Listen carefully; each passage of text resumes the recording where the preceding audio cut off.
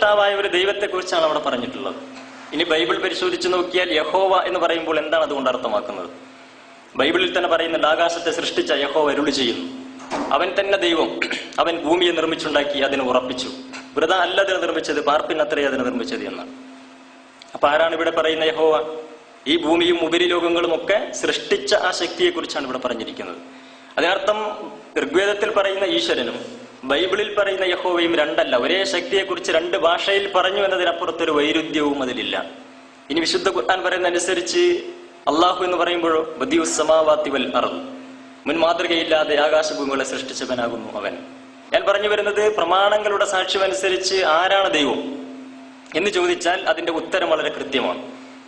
ഈ പ്രപഞ്ചത്തെയൊക്കെ സൃഷ്ടിച്ച് സംവിധാനിച്ച ആ മഹാശക്തിയാണ് ദൈവം എന്നാണ്. ആ അർത്ഥത്തിൽ നമ്മൾ പരിശോധിച്ചു നോക്കിയാൽ പ്രമാണങ്ങളിൽ, വേദങ്ങളിൽ നമുക്ക് സമാനതകൾ കാണാം. മതങ്ങളിൽ വൈരുദ്ധ്യങ്ങൾ ഉണ്ടെങ്കിലും വേദങ്ങളിൽ സമാനതകളുണ്ട് എന്ന് മാത്രമല്ല, ഈ പറയുന്ന ആശയം ഇതെടുത്ത് വിശകലനം ചെയ്യുമ്പോൾ പിന്നെയും ചില കാര്യങ്ങൾ നമ്മൾ വിശകലനം ചെയ്യേണ്ടി വരുന്നുണ്ട്. ഇപ്പറയുന്നത് ഈ അണ്ടകടാഹങ്ങളെയൊക്കെ സൃഷ്ടിച്ച് സംവിധാനിച്ച ഒരു ദൈവം എന്നതൊരു യാഥാർത്ഥ്യമാണോ? അത് യാഥാർത്ഥ്യമാണെന്ന് ബോധ്യപ്പെടാൻ മനുഷ്യനോട് ആവശ്യപ്പെടുന്നത് അന്ധമായി വിശ്വസിക്കുവാനല്ല, അതേസമയത്ത് അത് അറിഞ്ഞുകൊണ്ട് തന്നെ വിശ്വസിക്കണമെന്നാണ്. അപ്പൊ ദൈവത്തെ, മനുഷ്യൻ സൃഷ്ടാവായ ദൈവത്തെ അറിയണമെന്നും അറിയണമെങ്കിൽ മനുഷ്യൻ ചെയ്യേണ്ടത് എന്ത് എന്നും പഠിപ്പിക്കുന്നുണ്ട്. അല്ലെ, സൃഷ്ടാവിനെ അറിയണമെങ്കിൽ സൃഷ്ടികളെ നോക്കി ചിന്തിക്കണമെന്നാണ്. അവനവന്റെ ബുദ്ധി, അവനവന്റെ യുക്തിയെ ഉപയോഗപ്പെടുത്തണമെന്നാണ്. സാധാരണ നമ്മൾ യുക്തിവാദികൾ എന്ന് പറയുക, ദൈവത്തെ അന്വേഷിച്ച് എവിടെയും കണ്ടെത്തിയില്ല എന്നിരിക്കെ എങ്ങനെയാണ് വിശ്വസിക്കുക എന്ന് പറയുന്നവരെയാണ് സാധാരണ നമ്മൾ യുക്തിവാദികൾ എന്ന് പറയാറുള്ളത്. പക്ഷെ ആ വാദത്തിൽ യഥാർത്ഥത്തിൽ ആ പ്രയോഗത്തിൽ യഥാർത്ഥത്തിൽ തന്നെ ഒരു അബദ്ധമുണ്ട് എന്ന് തോന്നുന്നുണ്ട്.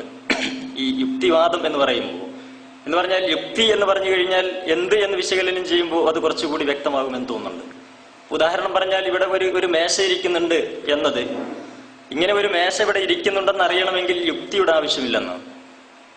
ഈച്ചയ്ക്കും പൂച്ചയ്ക്കും കോഴിക്കും കഴുതയ്ക്കും ഒക്കെ അത് മനസ്സിലാവും, ഇങ്ങനെ ഒരു മേശ ഇവിടെ ഇരിക്കുന്നുണ്ട്.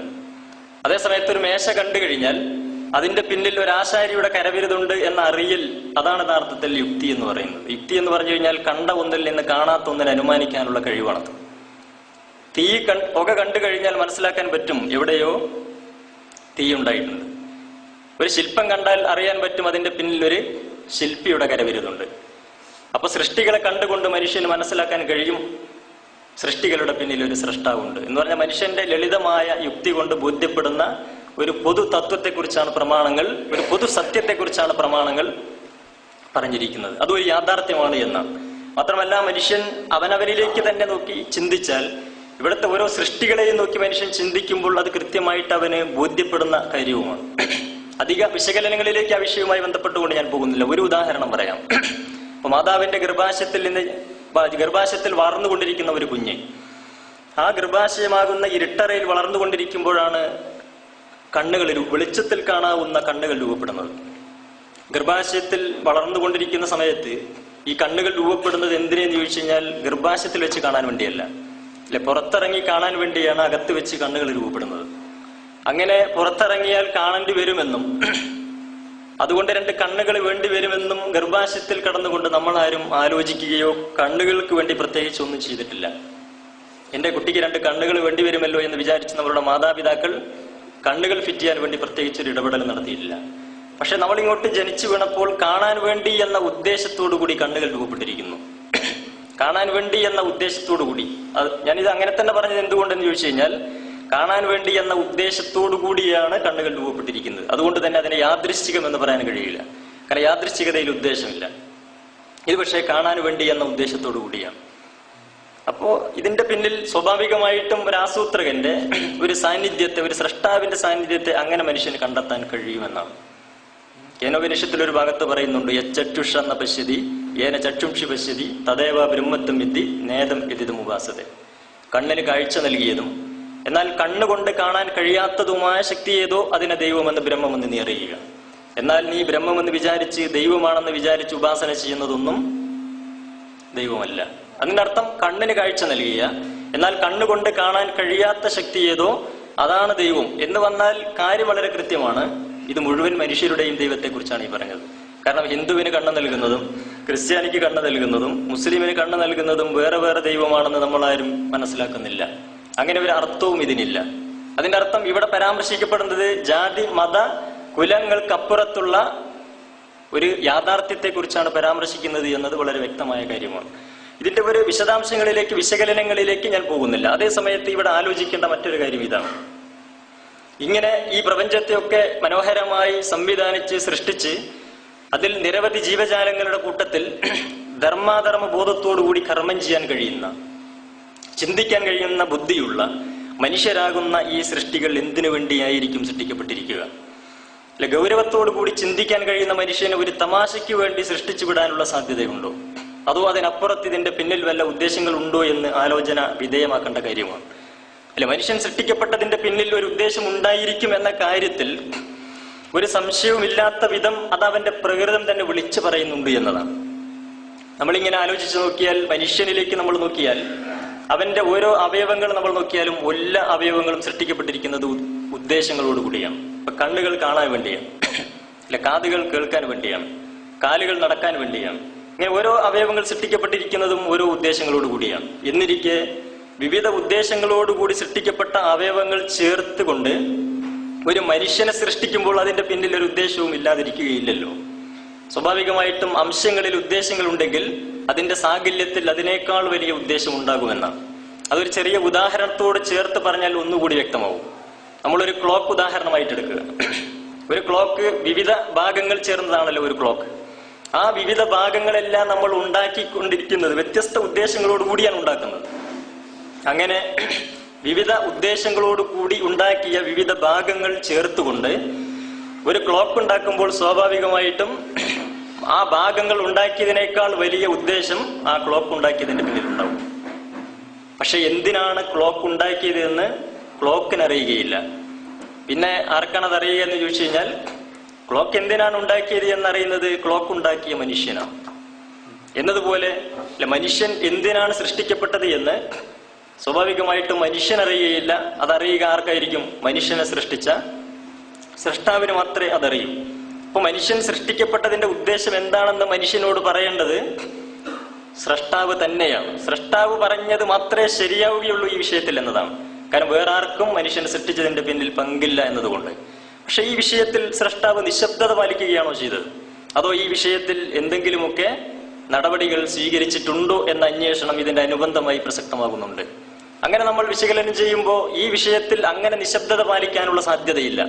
കാരണം സൃഷ്ടിക്കപ്പെട്ട ഓരോ സൃഷ്ടികൾക്കും സൃഷ്ടികൾ എന്ന നിലയ്ക്ക് അവയുടെ പ്രകൃതം അനുസരിച്ച് ചില ധർമ്മങ്ങൾ നിർണയിച്ചു കൊടുത്തത് കാണാൻ പറ്റുന്നുണ്ട്. ഓരോ സൃഷ്ടികൾക്കും അവയുടെ പ്രകൃതം അനുസരിച്ച് ധർമ്മങ്ങളുണ്ട്. സൂര്യന് ഒരു ധർമ്മമുണ്ട്, അതതിന്റെ പ്രകൃതം അനുസരിച്ച് അതിന്റെ പ്രകൃതിയിൽ നിക്ഷിപ്തമാണ്. വായുവിനും വെള്ളത്തിനും വിവിധ ധർമ്മങ്ങളാണ് അതിന്റെ പ്രകൃതം അനുസരിച്ച് നിശ്ചയിച്ചിട്ടുള്ളത്. അപ്പൊ നമ്മുടെ ശരീരത്തിലുള്ള ഹൃദയം നമ്മൾ അറിയുന്നില്ല, നമുക്ക് വേണ്ടി ഒരു മഹത്തായ ധർമ്മം നിർവഹിക്കുന്നുണ്ട്. അതേ ശരീരത്തിലുള്ള വൃക്കകൾ മറ്റൊരു ധർമ്മമാണ് നിർവഹിക്കുന്നത്. കാരണം അതിന്റെ പ്രകൃതം മറ്റൊന്നാണ്. ഇങ്ങനെ ഓരോ രോമങ്ങൾക്കും ഓരോ കോശങ്ങൾക്കും ധർമ്മങ്ങളുണ്ട് എന്നാണ്. അതിനർത്ഥം സൃഷ്ടാവ് സൃഷ്ടിക്കുക മാത്രമല്ല, അതോടൊപ്പം സൃഷ്ടികൾക്ക് ചില ധർമ്മങ്ങൾ കൂടി നിർണയിച്ചു കൊടുക്കുന്നുണ്ട് എന്ന് കാണുവാൻ കഴിയും. അപ്പൊ സ്വാഭാവികമായും മനുഷ്യന്റെ പ്രകൃതം അനുസരിച്ച് അവനും അവന്റെ ധർമ്മം എന്താണെന്ന് നിർണയിച്ചു കൊടുക്കേണ്ട ഉത്തരവാദിത്വം ദൈവത്തിനില്ലേ എന്നാണ്. വിശുദ്ധ ഖുർആനിൽ ഒരു ഭാഗത്ത് പറയുന്നുണ്ട്, ഇന്ന അലൈനാ ലൽ ഹുദ. അതായത് മനുഷ്യന് മാർഗദർശനം നൽകൽ നമ്മുടെ ബാധ്യതയാണ്, ഉത്തരവാദിത്വമാണ് എന്ന് പറയുന്നത് നമുക്ക് ഖുർആനിൽ കാണുവാൻ കഴിയും. എന്ന് മാത്രമല്ല, മനുഷ്യന്റെ പ്രകൃതം എന്ത് എന്നത് വിശകലനം ചെയ്യുമ്പോൾ അതിൽ സ്വീകരിച്ച മനുഷ്യൻ മാർഗദർശനം നൽകാൻ സ്വീകരിച്ച നടപടിക്രമത്തിന്റെ ഒരു യുക്തിയും വ്യക്തമാകുമെന്ന് തോന്നുന്നുണ്ട്. കാരണം മനുഷ്യന്റെ ഏറ്റവും പ്രധാനപ്പെട്ട പല സവിശേഷതകളിലൊന്ന് ഒരാശയത്തിന് വേണ്ടി അല്ലെങ്കിൽ ഒരു വിശ്വാസത്തിന് വേണ്ടി മരിക്കാൻ കഴിയുന്ന ജീവി എന്നതാണ്. ഒരാശയത്തിന് വേണ്ടി ഒരു വിശ്വാസത്തിന് വേണ്ടി മരിക്കാൻ കഴിയുന്നവനാണ് മനുഷ്യൻ. അതിന്റെ അർത്ഥം മനുഷ്യൻ ജീവിച്ചു കൊണ്ടിരിക്കുന്നത് ഏതോ അർത്ഥത്തിൽ ചില വിശ്വാസങ്ങളിലൂടെയും അല്ലെങ്കിൽ ചില ആശയങ്ങളിലൂടെയുമാണ്. അതുകൊണ്ട് ബുദ്ധിയുള്ള ചിന്തിക്കാൻ കഴിവുള്ള മനുഷ്യന് മാർഗദർശനം ലഭിക്കേണ്ടത് പ്രകൃതി തലത്തിലല്ല, ആശയതലത്തിലാണ്. അപ്പൊ സ്വാഭാവികമായിട്ടും ഈ ഒരു അവസ്ഥ വെച്ചുകൊണ്ട് മനുഷ്യന് ആശയതലത്തിൽ മാർഗദർശനം നൽകാൻ പ്രവാചകന്മാരെ നിയോഗിച്ചുകൊണ്ട് ദൈവദൂതന്മാരെ നിയോഗിച്ചുകൊണ്ട് വേദഗ്രന്ഥങ്ങൾ നൽകിക്കൊണ്ട് ഈ വിഷയത്തിൽ ദൈവം മനുഷ്യനോട് സംസാരിച്ചിട്ടുണ്ട് എന്നാണ്. ഇത് വേദഗ്രന്ഥങ്ങൾ നൽകിക്കൊണ്ട് മനുഷ്യരോട് പ്രവാചകന്മാരിലൂടെ സംസാരിച്ചിട്ടുണ്ട് എന്നാണ്. മനുഷ്യന് മാർഗദർശനം നൽകിയിട്ടുണ്ട് എന്ന് പഠിപ്പിക്കപ്പെടുന്നുണ്ട്. അങ്ങനെ നിരവധി ദൈവദൂതന്മാർ ലോകത്തിന്റെ പല ഭാഗങ്ങളിലുമായി നിയോഗിക്കപ്പെട്ടിട്ടുണ്ടെന്നും ഈ പ്രവാചകന്മാര് ദൈവദൂതന്മാരൊക്കെയും മനുഷ്യരെ പഠിപ്പിച്ചത് ഈ ഭൂമിയിൽ എങ്ങനെയാണ് മനുഷ്യൻ ജീവിക്കേണ്ടത്, അവന്റെ ധർമ്മം എന്താണ് എന്നാണ് പഠിപ്പിച്ചത് എന്നും നമുക്ക് കാണുവാൻ കഴിയും. അതേസമയത്ത് പ്രവാചകന്മാർ കടന്നു വന്നുകൊണ്ട്, ദൈവദൂതന്മാർ കടന്നു വന്നുകൊണ്ട് മാനവ സമൂഹത്തിൽ അവര് മതം സൃഷ്ടിക്കാൻ, മതം ഉണ്ടാക്കാൻ വേണ്ടി വന്നവരായിരുന്നില്ല എന്നാണ്. ജീവിതം പഠിപ്പിക്കാൻ വേണ്ടി വന്നവരായിരുന്നു പ്രവാചകന്മാർ. അവര് പഠിപ്പിച്ച അധ്യാപനങ്ങൾ ശരിക്കും വളരെ കാര്യഗൗരവത്തിൽ തന്നെ നമ്മൾ വിശകലനം ചെയ്യേണ്ട കാര്യമാണ്. എന്ന് പറഞ്ഞാൽ ജീവിതത്തിന്റെ അതിസൂക്ഷ്മ തലത്തിൽ മുതൽ ഓരോ ചുവടുവെപ്പുകളിലും മനുഷ്യൻ പാലിക്കേണ്ട മര്യാദകളാണ് അവിടെ പഠിപ്പിക്കപ്പെട്ടിരിക്കുന്നത് എന്നാണ്. ജീവിതത്തിൽ മനുഷ്യൻ പാലിക്കേണ്ടതായ മര്യാദകൾ. അത് മനുഷ്യനെ സംബന്ധിച്ചിടത്തോളം മറ്റു ജീവജാലങ്ങളിൽ നിന്ന് വ്യത്യസ്തമായി ധർമാധർമ്മബോധത്തോടു കൂടി കർമ്മം ചെയ്യാൻ കഴിയുന്നവനാണ് മനുഷ്യൻ. കണ്ണുകൊണ്ട് നല്ലത് കാണുവാനും ചീത്ത കാണുവാനും കഴിയും. പ്രവാചകന്മാരിലൂടെ പഠിപ്പിക്കപ്പെട്ട അധ്യാപനം അനുസരിച്ച് കണ്ണുകൊണ്ട് നല്ലത് കാണൽ ദൈവാരാധനയും ചീത്ത കാണൽ ദൈവധിക്കാരവുമാണ് എന്ന്. നാവ് കൊണ്ട് നല്ലതും പറയാം, ചീത്തയും പറയാം. നാവ് കൊണ്ട് നല്ലത് പറയൽ ദൈവാരാധനയും ചീത്ത പറയൽ ദൈവധിക്കാരവുമാണ്. ഇങ്ങനെ എന്തെല്ലാം വിഭവങ്ങളും കഴിവുകളും മനുഷ്യന് നൽകപ്പെട്ടിട്ടുണ്ടോ അതൊക്കെ നന്മയുടെ മാർഗത്തിൽ ഉപയോഗപ്പെടുത്തൽ, അതാകുന്നു യഥാർത്ഥത്തിൽ ദൈവാരാധന എന്നാണ്. അതിനപ്പുറത്ത് ചില ആചാരാനുഷ്ഠാനങ്ങൾ അതിൽ ഒതുങ്ങിക്കിടക്കുന്ന ഒന്നല്ല. ആചാരങ്ങളും അനുഷ്ഠാനങ്ങളും ലക്ഷ്യങ്ങളല്ല, മനുഷ്യന്റെ ജീവിതത്തെ സംസ്കരിക്കുന്നതിനുള്ള മാർഗങ്ങളായിട്ടാണ് യഥാർത്ഥത്തിൽ പഠിപ്പിക്കപ്പെട്ടിരിക്കുന്നത് എന്നാണ്. എന്ന് പറഞ്ഞാൽ മനുഷ്യന്റെ പ്രകൃതം തേന കൊണ്ട് തിന്മ ചെയ്യുവാനും വിഷം കൊണ്ട് നന്മ ചെയ്യുവാനും കഴിയുന്നവനാണ് മനുഷ്യൻ. ഇതാണ് മനുഷ്യന്റെ ഒരു സവിശേഷത എന്ന് പറയുന്നത്. ഇങ്ങനെയുള്ള മനുഷ്യൻ ഈ ഭൂമിയിൽ ജീവിക്കുമ്പോൾ അവൻ ചില മര്യാദകൾ പാലിക്കേണ്ടതുണ്ട് എന്നതാണ്. അതിനുവേണ്ടി പഠിപ്പിക്കപ്പെട്ട ചുവടുവെപ്പുകൾ, ആ പഠിപ്പിക്കപ്പെട്ട ഓരോ കാര്യങ്ങളും നമുക്ക് കാണാൻ പറ്റും. വിസർജന രംഗത്ത് മുതൽ, മലമൂത്ര വിസർജന രംഗത്ത് മുതൽ ഓരോ ചുവടുവെപ്പുകളിലും മനുഷ്യൻ പാലിക്കേണ്ട മര്യാദകൾ പഠിപ്പിക്കപ്പെട്ടിട്ടുണ്ട് എന്നാണ്. മൂത്രമൊഴിക്കുന്നതിന് പോലും നിയമങ്ങളുണ്ട്, അധ്യാപനങ്ങളുണ്ട്. അതിലൊരു മറയും മര്യാദയൊക്കെ പാലിക്കണമെന്നാണ്. വഴിയോരങ്ങളിലെ ദ്വാരങ്ങളിൽ മൂത്രമൊഴിക്കാൻ പാടില്ല. പഴങ്ങൾ കായ്ക്കുന്ന വൃക്ഷങ്ങളുടെ ചുവട്ടിൽ മൂത്രമൊഴിക്കാൻ പാടില്ല. വെള്ളം കെട്ടിക്കിടക്കുന്നിടത്ത് മൂത്രമൊഴിക്കാൻ പാടില്ല. ഒഴിച്ചാൽ മാത്രം പോരാ, വൃത്തിയാക്കണം. ഇങ്ങനെ തുടങ്ങിയിട്ട് അവിടെ വരെ നമുക്ക് നിയമങ്ങൾ കണ്ടെത്താൻ കഴിയും. എന്ന് മാത്രമല്ല, നമ്മൾ ഒരു വീട്ടിലേക്ക് കയറുമ്പോൾ വലതുകാല് വെച്ച് കയറണമെന്നാണ്. അന്യന്റെ വീട്ടിൽ അനുവാദമില്ലാതെ കയറാൻ പാടില്ല എന്നാണ്. ചെല്ലുന്ന സമയത്ത് വീട്ടുടമസ്ഥനില്ല, നമ്മൾ പുറത്ത് കാണുന്നില്ല, നമ്മൾ കോളിംഗ് ബെല്ലടിച്ചു അല്ലെങ്കിൽ വിളിച്ചു, പ്രതികരണമില്ല. എന്നിട്ട് അപ്പോൾ വീണ്ടും നമ്മൾ വിളിക്കുന്നു, എന്നിട്ടും പ്രതികരണമില്ല. മൂന്നാമതും വിളിച്ചു, എന്നിട്ടും പ്രതികരണമില്ലെങ്കിൽ പിന്നെ തിരിച്ചു പോരണമെന്നാണ്. പിന്നെ ജനല് തട്ടി കിളിവാതിൽ തുറന്ന് എത്തി നോക്കാൻ പാടില്ല എന്നാണ്. അങ്ങനെ എത്തി നോക്കുന്ന സമയത്ത് വീട്ടുടമസ്ഥൻ അകത്തുണ്ടെന്ന് സങ്കല്പിക്കുക. വീട്ടുടമസ്ഥൻ ഒരു കോലെടുത്ത് കുത്തി എത്തി നോക്കിയവന്റെ കണ്ണ് പൊട്ടിപ്പോയാൽ വീട്ടുടമസ്ഥൻ കുറ്റവാളിയല്ല എന്നാണ്. എന്ന് പറഞ്ഞാൽ ചുഴുന്നന്വേഷണം നിഷിദ്ധമാണ്. നാട്ടിലേക്ക് ഞാൻ പോകുന്ന സമയത്ത് നിങ്ങൾ ആരെങ്കിലും ഒരു കത്ത് എന്റെ കയ്യിൽ തന്നാൽ, നിങ്ങൾക്കുള്ള സുഹൃത്തിന് അല്ലെങ്കിൽ കുടുംബത്തിന് ഉള്ള ഒരു കത്ത് എന്റെ കയ്യിൽ തന്നാൽ ഞാനത് പൊട്ടിച്ചു വായിക്കുന്നത് പാപമാണെന്ന് ഞാൻ പറഞ്ഞു വരുന്നത്. ഇങ്ങനെ ഓരോ തലങ്ങളിലും മനുഷ്യൻ പാലിക്കേണ്ട മുറകളുണ്ടല്ലോ, മര്യാദകളുണ്ടല്ലോ. ഇതാണ് യഥാർത്ഥത്തിൽ പഠിപ്പിക്കപ്പെട്ടിരിക്കുന്നത്. അങ്ങനെ ജീവിതത്തിന്റെ ഓരോ തലങ്ങളിലും, വിചാരങ്ങളിൽ മുതൽ ഓരോ കർമ്മങ്ങളിലും, അന്നപാനീയങ്ങളിലടക്കം വിധിവിലക്കുകളുണ്ട്. ചെയ്യാൻ അനുവാദമുള്ളതും അനുവാദമില്ലാത്തതുമായ കാര്യങ്ങൾ പഠിപ്പിക്കപ്പെട്ടിരിക്കുന്നു എന്നാണ്. ഭക്ഷണം കഴിക്കുമ്പോൾ വലത് കൈകൊണ്ട് കഴിക്കണമെന്നാണ്. ദൈവനാമത്തിൽ കഴിക്കണമെന്ന് പഠിപ്പിച്ചിരിക്കുന്നു. എന്ന് മാത്രമല്ല, കഴിക്കുന്ന ഭക്ഷണം അനുവദനീയമാണോ എന്ന് നോക്കണമെന്നാണ്. രണ്ട് കാരണത്താൽ നിഷിദ്ധമായി തീരും. ഒന്ന്, സ്വയം പ്രകൃതമനുസരിച്ച് തന്നെ ചില അന്നപാനീയങ്ങൾ മനുഷ്യത്വത്തിന്റെ താല്പര്യത്തിന് വിരുദ്ധമാകും. അതിനുദാഹരണമാണ് മദ്യം.